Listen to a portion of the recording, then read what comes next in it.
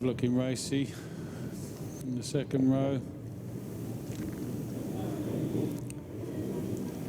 Okay, so that mighty Katana, second place on the grid, is going to be looking to hunt down that 250 from the start. The lights are on. Oh, that could have been a jump start for the 250, but he is away and gone. Fantastic start. As they head down to turn one, it is going to be Anthony Young.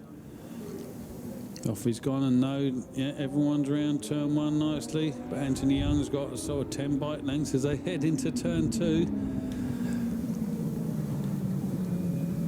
Second, third and fourth. It's the Katana, the GSXR 1100 and a 600, all batting for second, third and fourth.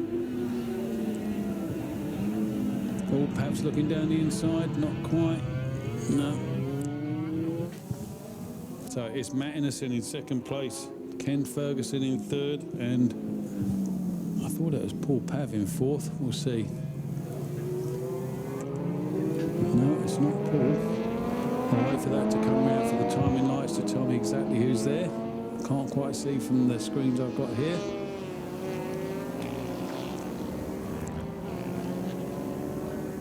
What we do know is Anthony Young is away and gone out the front.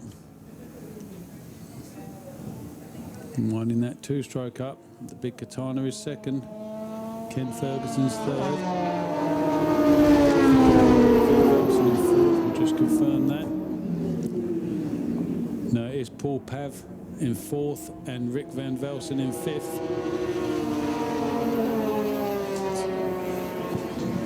The LCs are all pretty close back down there, further down the field as they head into turn two.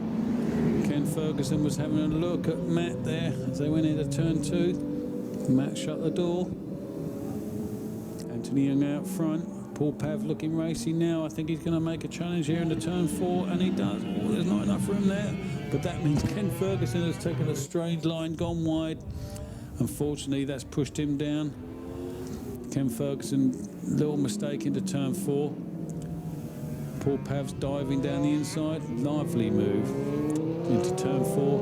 That surprised Matt, but Matt's on the power as they get out. So now it's a drag to turn six. Matt Orison just powers past him down the straight as they tip into turn six.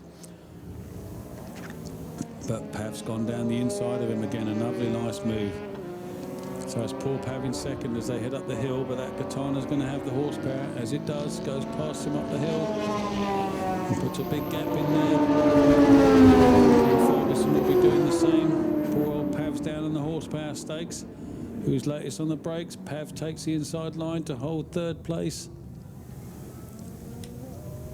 So that's how it stays. Matt second, Pav third, and Ken Ferguson. But Pav's looking at the inside. Door shut by Matt. He's looking racy here. He's having a look every corner. So, oh, somebody's gone down. Oh, that is the leader. That's Anthony Young. He's crashed. He's down in turn three. The rider is okay. So that's going to open the field up. That's a real shame for Anthony, but there you go. It's a big learning curve. But now the race is on. So now the Katana's out in front. That's Matt Innocent. Paul Pav will see that and know, yep, might be able to help, might be able to get past Matt on the cornering on the brakes, but not on the horsepower. As they come out of turn six. Yeah, that's happened again. Pav gets ahead, but Matt just powers past him. 1, 2, 3. So Matt, yeah, again, Pav pulls it back on the brakes as they go into turn one. So it's going to be difficult for Paul Pavlich to win this race as their power stakes as they go up the hill to the finish line on the last lap. But it's going to make life difficult for Matt Orison here. So they go out of turn three over the hill. Pav's going to have a look on the brakes into turn four. He's on the outside and he's done it.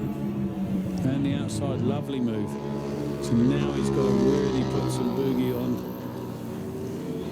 Try and make a gap over these couple of corners so he doesn't lose out on the straight.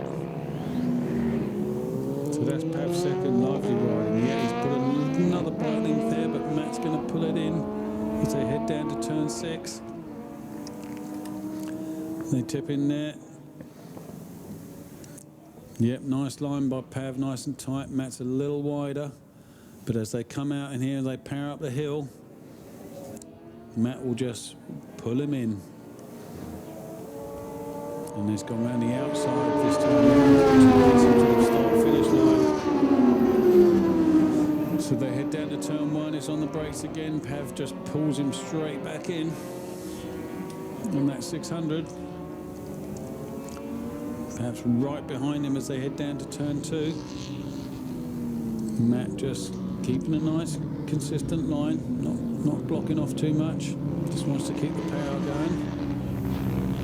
Over turn 3, Pav's going to have a look up here into turn 4 again. He's strong here. He's going down the outside again. He's done it again. Same move as he did last time. But he knows he's going to lose out when he comes to the straight. So as they head down to turn 5, have a look to get the power on as early as possible. Coming out of here, bang on it goes. Yeah, he's got a slightly bigger gap, but I think it's just going to get eaten up as they head down to turn 6. Racing between these two guys. They head into turn 6. It's still Pav. He's got about 4 bike lengths as they go around turn 6. But then as they come up the hill, has Pav got enough?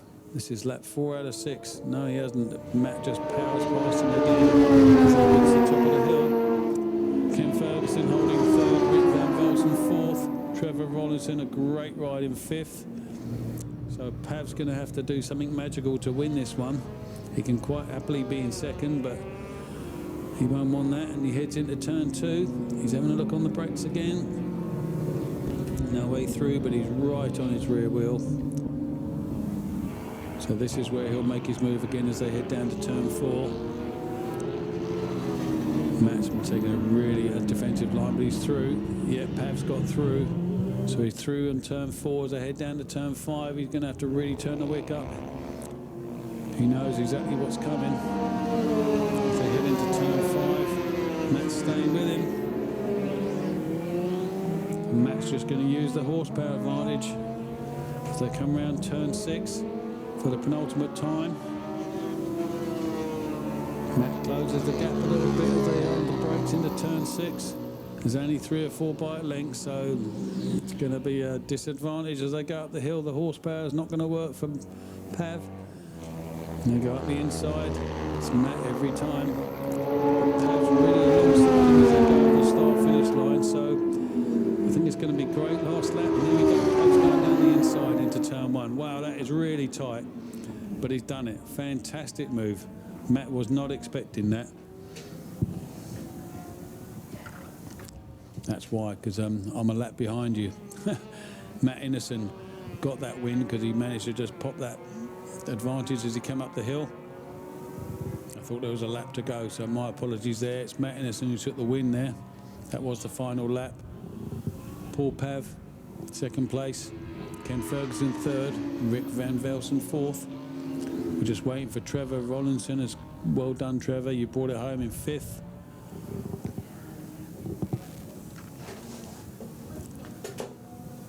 Next should be little screaming 350 LC with Phil Oates. But it wasn't. It was Peter Van Velsen got Phil Oates on that last lap. So Phil Oates just popped Sky Webster. Both of those guys on LC 350s.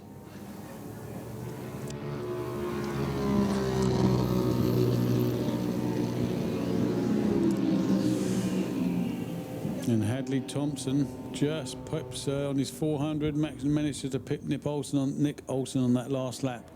So that's your top 10. Matt Innocent, Paul Pav, Ken Ferguson, Rick Van Velsen, Trevor Rollinson, Peter Van Velsen, Phil Oates, Guy Webster, Hadley Thompson, Nick Olsen, and Hayden Kinmott brings up the top 11. That's it.